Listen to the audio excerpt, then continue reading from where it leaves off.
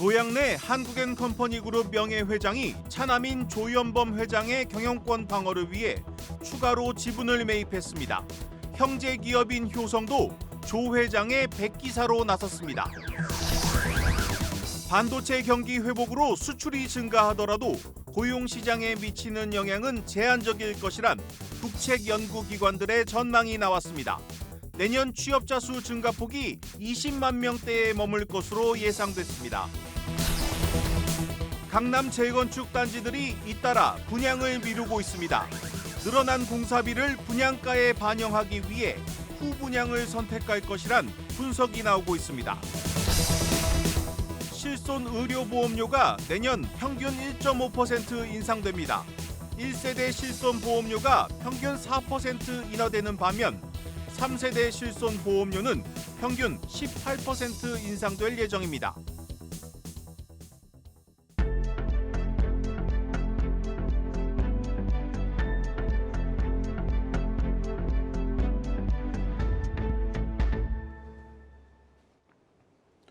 뉴스 플러스 시작합니다. 한국앤컴퍼니그룹 경영권을 둘러싼 집안 싸움이 그야말로 점입가경입니다. 이 드라마에서나 보던 상황이 현실에서 벌어지고 있습니다. 이 큰딸이 사모펀드와 함께 반란을 일으킨 장남과 차녀의 편을 들자 아버지가 다시 지분을 매입해 현 회장인 차남 지원 사격에 나섰습니다. 이제 형제 기업인 효성까지 백기사로 나섰습니다. 이 취재 기자 연결해 조금 더 자세히 알아보겠습니다. 김채영 기자, 오늘 MBK 파트너스 측은 추가 움직임이 없었습니까? 네, MBK 파트너스 측은 오늘 공식적인 움직임은 없었습니다. 다만 한국앤컴퍼니의 가족회사 격인 효성첨단소재가 백기사로 나선 데 대해 상장기업인 효성첨단소재가 한국앤컴퍼니의 우호주조로 나서기 위해 주식을 사들이는 건 성관주의 의무 위반으로 문제의 소지가 있다고 주장했습니다. 한국앤컴퍼니는 경영권 방어를 위해 총력전을 이어갈 계획입니다. 앞서 오늘 오전 조양래 한국앤컴퍼니 명예회장은 지난 15일 장내에서 회사 지분 0.15%를 추가로 사들여 지분을 3.04%까지 늘렸고 가족회사 격인 효성첨단소재도 지분 0.15%를 취득해 조현범 한국앤컴퍼니 회장 지지에 나섰습니다. 효성첨단소재는 효성이 최대 주주로 있는 산업자재, 섬유 관련 사업을 하는 회사로 조 회장의 사촌인 조현상 부회장이 이끌고 있습니다. MBK가 지난주 공개 매수가를 2만 원에서 2만 4천 원으로 인상한 데 이어 조명혜 회장의 장녀 조희경 한국타이어 나눔재단 이사장이 MBK의 공개 매수 지지에 나서자 조 회장 측 일가가 합세해 경영권 사수에 나선 겁니다. 이로써 조 회장 측 지분은 45.27%입니다. 조 회장 측은 공개할 수는 없지만 우호주주 지분을 모두 고려하면 확보한 지분이 50%가 넘는다고 판단하고 있습니다. 한국앤컴퍼니 관계자는 거의 마무리 단계에 왔지만 필요할 경우 조명혜 회장이 추가로 지분을 매입할 수도 있다고 말했습니다. 한국경제TV 김채연입니다. 반도체 경기 회복으로 수출이 살아나 내년 경제 성장률이 2%대를 회복한다 해도 이 고용 시장에 미치는 효과는 제한적일 것이란 전망이 나왔습니다. 이 고금리와 고물가가 내수를 짓누르면서 올해 30만 명대였던 취업자 수가 20만 명대로 뚝 떨어질 것으로 예상됐습니다. 전민정 기자입니다. 정부와 주요 기관들이 예측하는 내년 경제 성장률은 2%대 초반.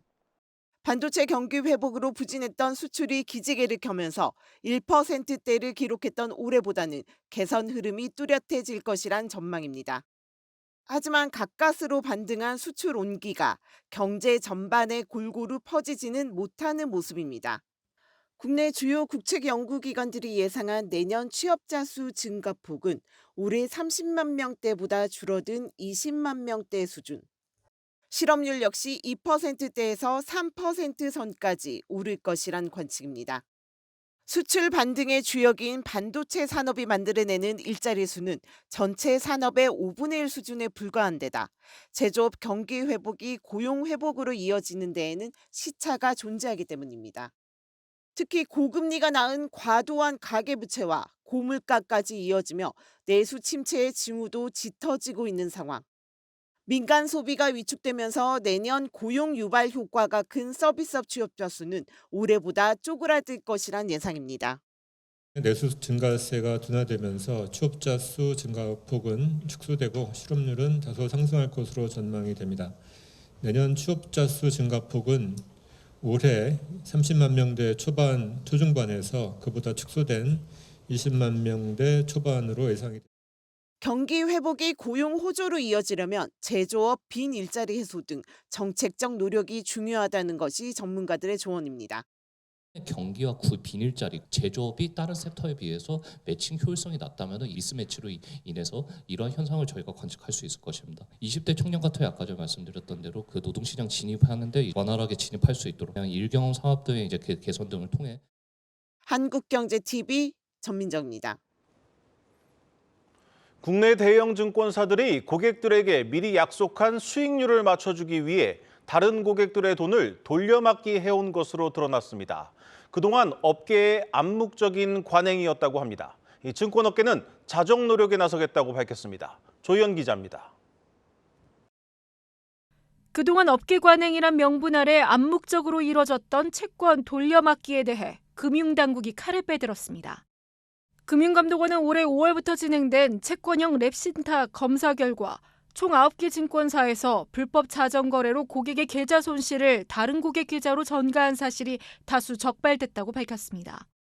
랩어카운트와 채권형 신탁은 고객의 여윳돈을 3에서 6개월 단기로 증권사가 맡아 운용하는 상품으로 주로 법인 고객들이 이용해왔습니다. 증권사 금융상품 판매 실적에서도 파생 결합증권 다음으로 매출 비중이 크다 보니 증권사들은 더 높은 금리로 고객을 유인하기 위해 상품 만기보다 긴 고위험 장기 채권에 투자한 뒤 이를 다른 증권사와 서로 비싸게 팔고 되사준 것입니다. A증권사는 지난 1년여간 총 6천여 회, 금액 규모로는 5천억 원이 넘는 손실을 고객 간 전가했고 B증권사는 목표 수익률 달성이 어려워지자 자체 자금으로 손실을 메꾸기도 했습니다. 자본시장법상 증권사가 투자자에게 일정한 이익을 보장하거나 사후 제공하는 것은 금지되고 있지만 큰손인 법인 고객을 잡기 위한 편법이었습니다. 금감원은 9개 증권사의 운용력 30여 명에 대해서 업무상 배임 소지가 있다고 보고 주요 혐의 사실을 수사당국에 제공할 방침입니다. 또 앞서 증권사들의 불법적 영업 관행에 대한 책임은 전적으로 최고 경영자에게 있다고 의지를 드러낸 만큼 일부 증권사 CEO는 감독 소홀, 위법 행위 묵인 등의 혐의로 징계 처분을 피하지 못할 것이란 전망까지 나옵니다. 주가 조작과 전산 사고가 연이어 터지면서 벼랑에 내몰린 금융투자업계는 미스매칭 운용과 장부가 평가 관행 등 문제가 되는 투자 구조를 바꾸고 내부 통제 강화에 나서겠다며 고개를 숙였습니다. 최근 발생된 일련의 사건 사고들로 인해 지금 우리는 다시 한번 신뢰 회복을 위한 각고의 노력을 기울여야 하는 시점을 맞이하게 된 것이 아닌가 생각됩니다. 끊임없는 내부 통제 역량 강화 노력을 통해 사고 방지와 투자자 권익 보호에 더욱 힘쓰는 한편 이번에 확인된 위법 행위로 손실이 발생한 랩신탁 계좌에 대해서는 금투협과 증권업계가 협의해 객관적인 가격 산정과 적법합 손해배상 절차 등을 거쳐 환매가 이뤄질 수 있게 하겠다는 방침입니다. 한국경제TV 조연입니다.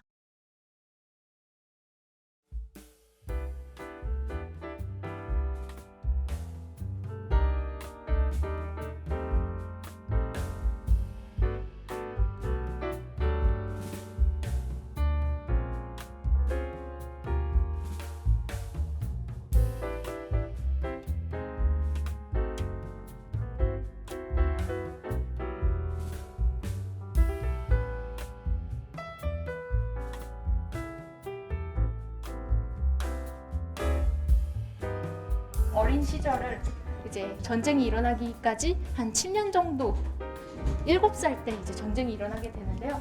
그 어린 유년기가 자신의 인생에서 가장 행복한 순간이었다. 그래서 그 순간을 계속 재현해서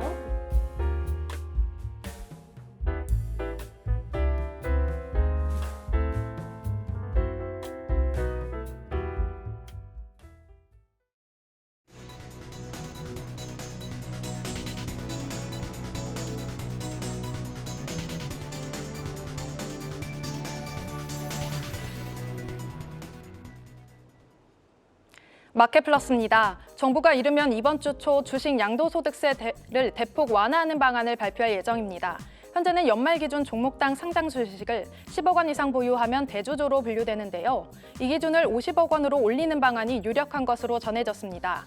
대통령실 관계자는 지난 17일 주식 양도세 폐지가 공약이었던 만큼 대통령실에서도 의지를 갖고 관련 부처와 속도감 있게 협의를 진행 중이라고 밝혔는데요. 다만 추경호 경제부총리는 지난 12일 고액 투자자에 대한 양도세 기준을 완화하는 것과 관련해 여러 보도들이 있는데 현재 구체적으로 검토하고 있지 않다고 했죠.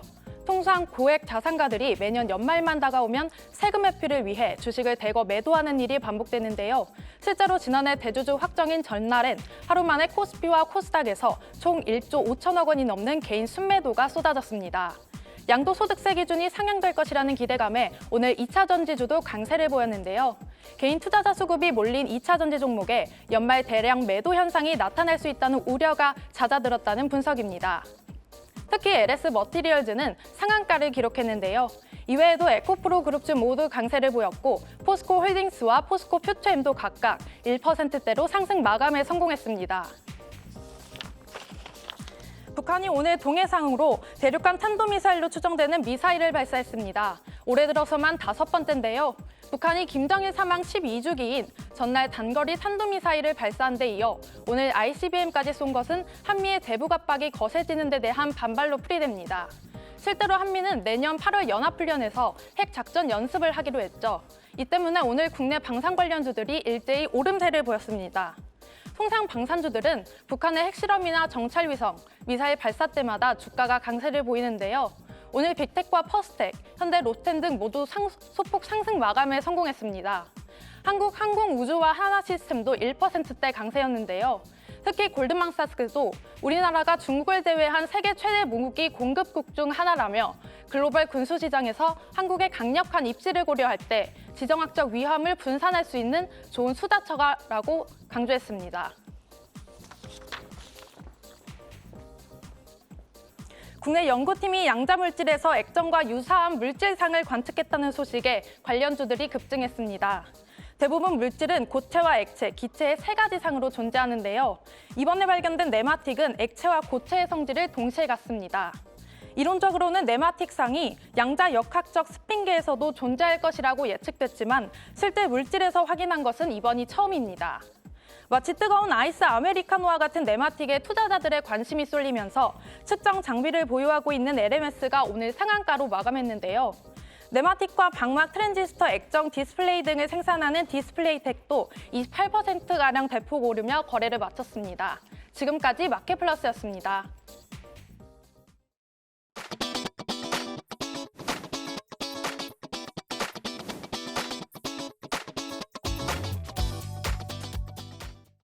지난달 미국 뉴욕 증권거래소에 등장한 산타클로스입니다. 올해 마지막 FOMC, 미국의 기준금리를 결정하는 이 자리에서 내년 기준금리 인하 신호가 나오면서 시장의 낙관론이 커지고 있습니다. 시장의 심리는 점점 공포에서 탐욕으로 향하는 모습입니다. 시장에서 반겨온 기준금리 인하, 증시 상승으로 이어지려면 사실은 조건이 하나 더 필요합니다. 미국 경제가 급격한 침체와 실업 없이 높은 물가만 잡는 연착륙이 전제되어야 한다는 뜻입니다.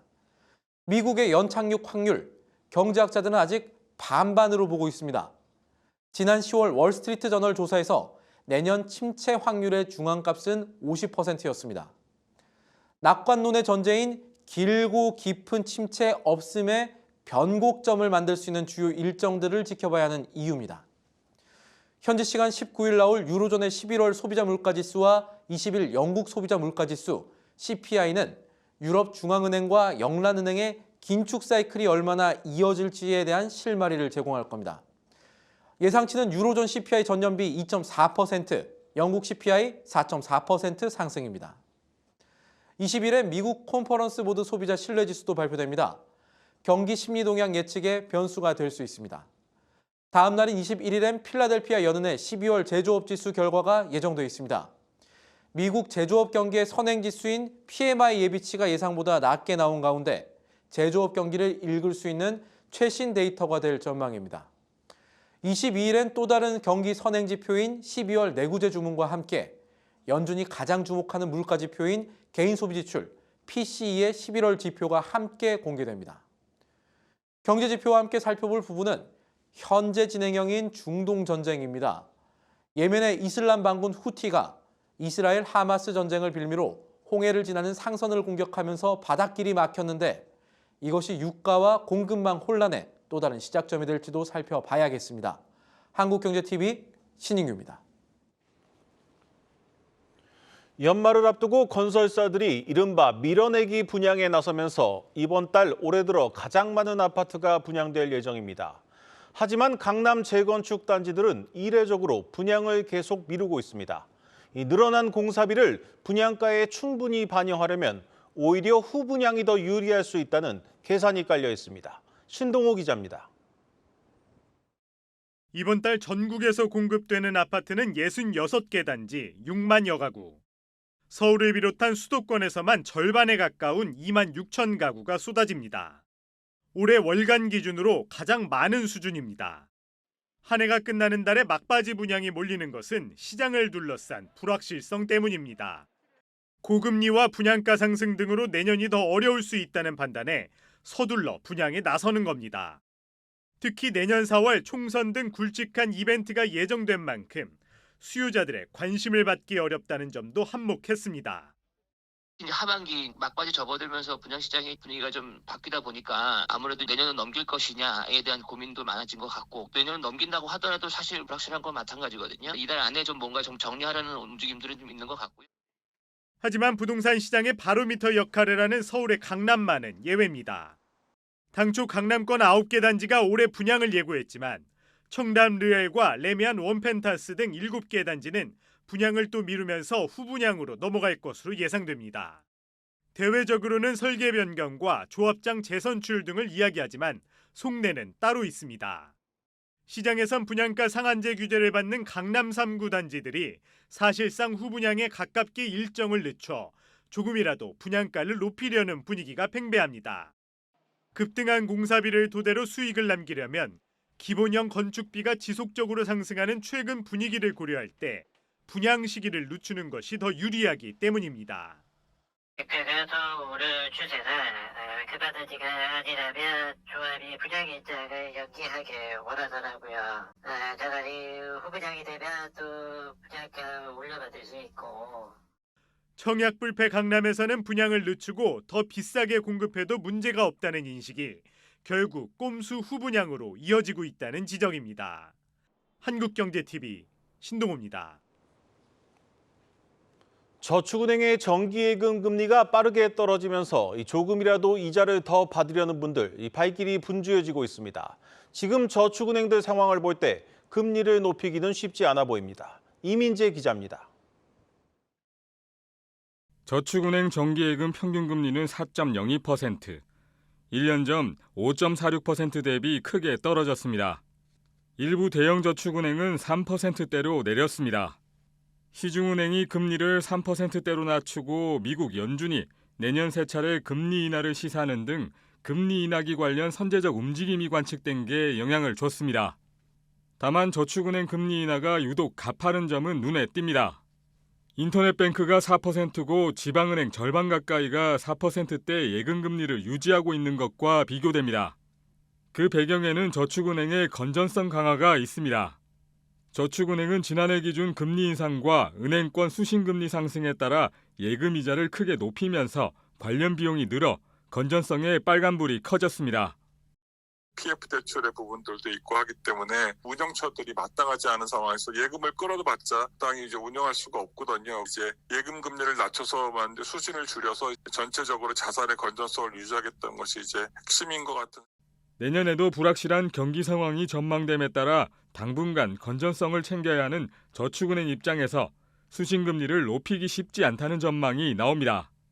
상대적 고금리를 이유로 금리 인하기에 예적금 투자처로 눈길을 끌었던 저축은행. 이제는 과거와 달리 저축은행의 금리 인하 속도가 빨라지면서 조금이라도 높은 금리를 노리는 투자자들의 발길이 분주해지고 있습니다. 한국경제TV 이민재입니다.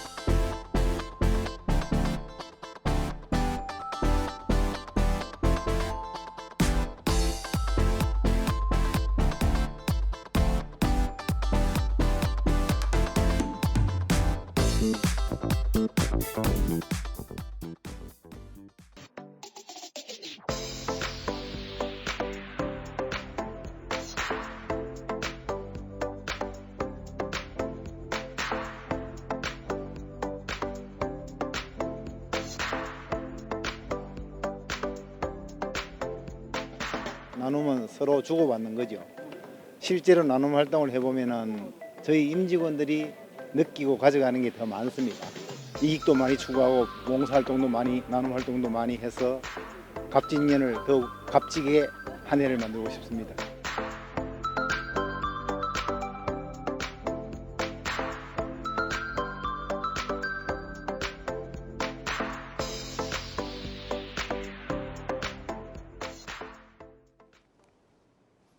오늘 뉴스 플러스는 여기까지입니다. 함께해 주신 여러분 고맙습니다.